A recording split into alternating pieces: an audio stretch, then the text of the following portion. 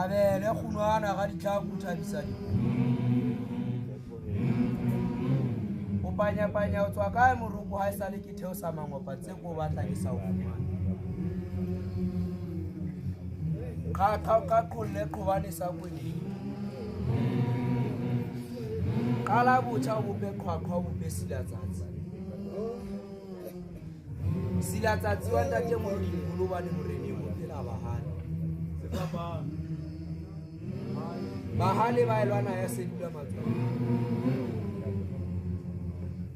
hlaisa malao ka ntombo ntshe ba kwena le batho kwa hore e a lwana ntwa matlo